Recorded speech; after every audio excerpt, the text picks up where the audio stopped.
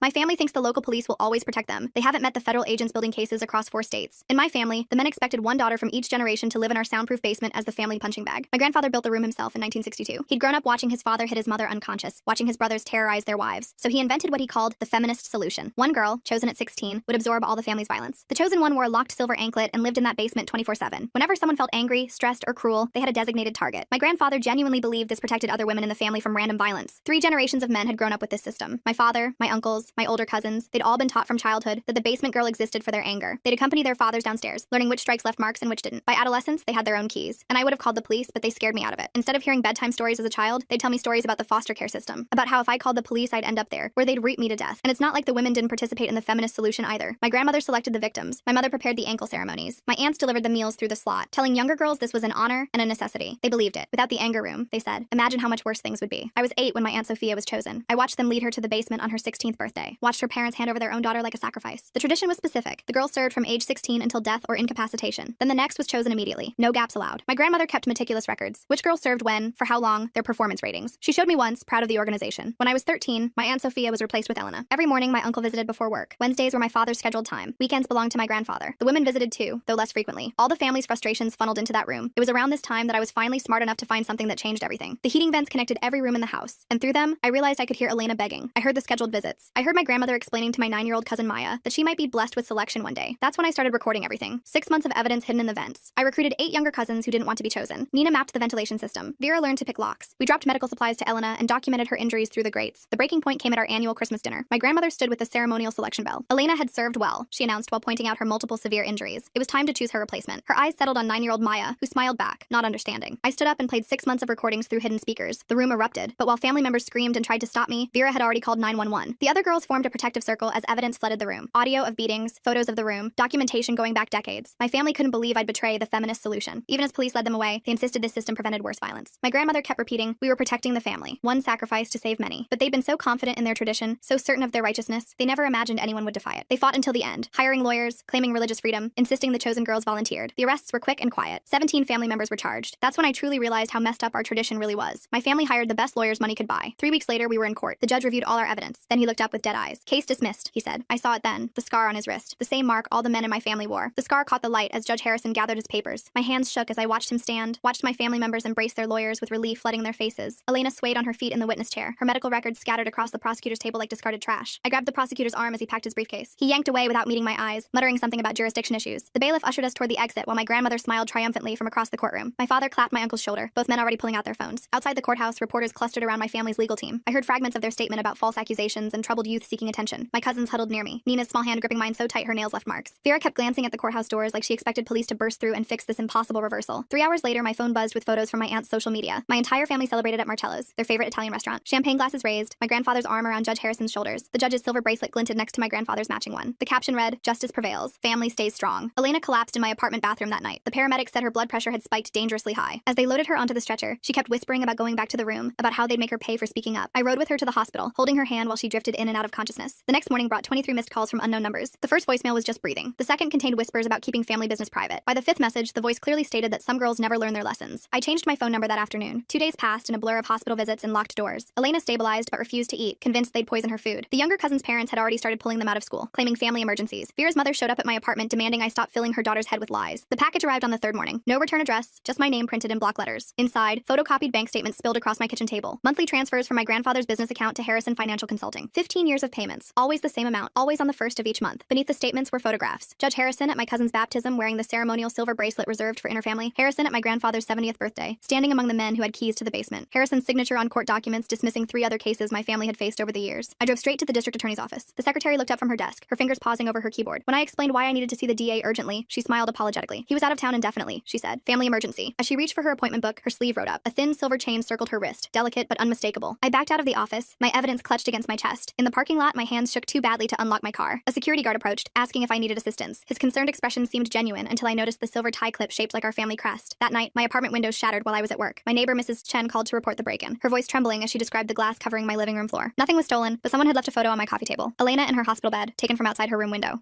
Nina called that evening, sobbing so hard I could barely understand her. Her parents were sending her to live with our grandparents permanently. They said she needed discipline, needed to understand her place in the family structure. She begged me to help, but the line went dead before I could respond. When I called back, the number was disconnected. Vera's family moved her across state state lines within 48 hours. Her last text simply said they were transferring her father's job immediately. No forwarding address, no way to contact her. The other cousins who'd helped me went silent one by one, their social media accounts deactivated, their phones disconnected. My bank called about suspicious activity on my accounts. Someone had reported potential fraud, triggering a freeze on all my assets. The investigation would take weeks, they explained, apologizing for the inconvenience. My credit card stopped working that same afternoon. Work became impossible when my supervisor called me in for a meeting. Anonymous complaints had flooded their inbox about my performance, my attitude, my reliability. The accusations were vague, but numerous enough to warrant suspension pending a full investigation. My supervisor seemed embarrassed, but insisted protocol had to be followed. With no money and no job, I called my friend Melissa. We'd known each other since college, and she'd always said her door was open. Her father Brian answered when I knocked, a solid man with sharp eyes who listened to my rushed explanation without interrupting. He guided me inside where Melissa wrapped me in a fierce hug. Brian Miller had been a private investigator for 30 years before retirement. He poured coffee while I spread my evidence across his dining table, his expression growing darker with each document. When I finished explaining, he pulled out a yellow legal pad and began making notes. This isn't the first time I've seen something like this, he said quietly. Never this organized, but the patterns are familiar. He disappeared into his home office, returning with boxes of old case files. Together, we spent hours cross-referencing names and dates. Judge Harrison's name appeared repeatedly, always dismissing cases involving prominent families, always with sealed records mentioning basement rooms or unexplained injuries. Over the next week, Brian made careful inquiries through his remaining law enforcement contacts. 12 similar cases over 2 decades, all dismissed by Harrison or judges connected to him. Each family had unexplained wealth. Each had young women who disappeared from public view. Each had properties with unusual modifications. We need more than paper trails, Brian explained one evening. We need the women who survived. Using his investigative skills, Brian tracked down 3 women from the dismissed cases. Sarah Chen, now 32, who'd escaped her family at 19. Maria Santos, 28, who testified about a locked room in her uncle's house. Jennifer Wu, 41, who tried to report her family's tradition when she was 16. We met at a coffee shop 2 towns over. The women entered separately, each scanning the room with the hypervigilance I recognized in myself. Sarah spoke first, her voice steady as she described her family's discipline room. Maria showed faded scars on her ankles from restraints. Jennifer pulled out photos of other girls who hadn't survived their family's traditions. They all protect each other, Jennifer explained. The judges, the police, the business owners, they marry between families, bind themselves with shared secrets. Each woman had evidence, photos, documents, medical records. More importantly, they had names. 15 families across 4 states, all connected through marriages and business partnerships, all maintaining their own versions of the tradition. The silver markings identified members, worn as jewelry or scarred into skin. Brian compiled our evidence into a comprehensive report. Federal crimes crossed state lines, he explained. Kidnapping, imprisonment, conspiracy. The federal courthouse operated outside local jurisdiction. We could bypass Harrison and his network entirely. The women created detailed affidavits while Brian prepared the filing. Each page documented years of abuse, naming specific individuals, providing dates and locations. Sarah's hands trembled as she signed her statement, but her jaw was set with determination. 2 weeks before our federal hearing date, my grandmother appeared at Melissa's front door. Brian answered, keeping his body between her and the interior of the house. She smiled warmly, claiming she wanted to reconcile with her granddaughter. When Brian didn't move, she pulled out a manila envelope. $2 million,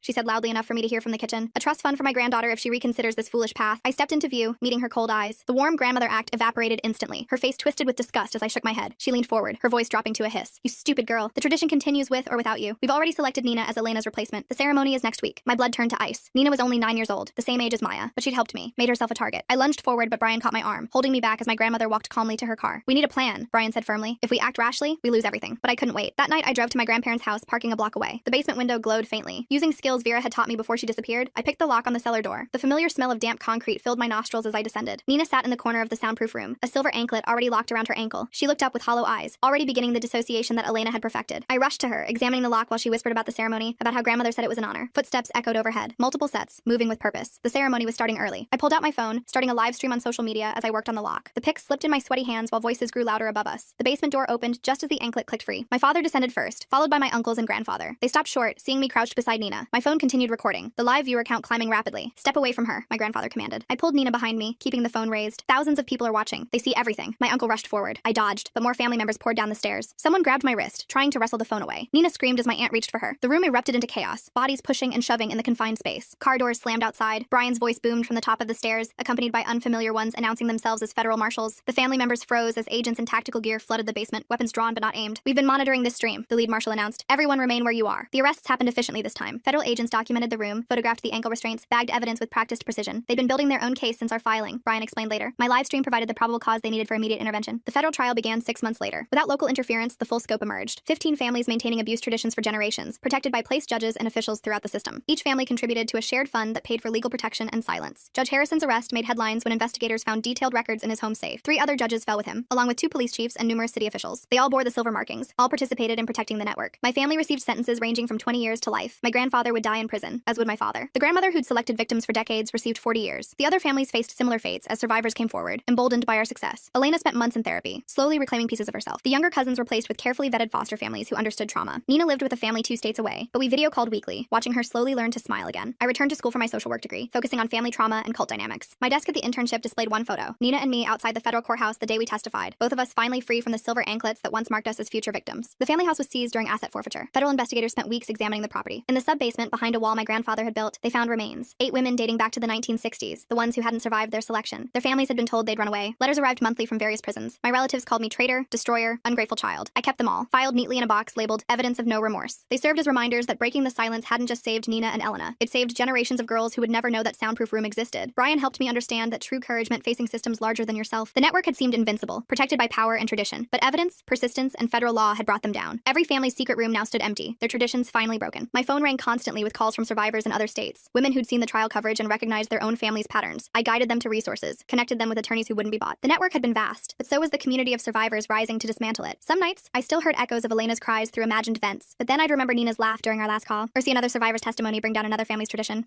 The rooms were empty now. The silver anklets melted down as evidence. The cycle broken by women who refused to let it continue.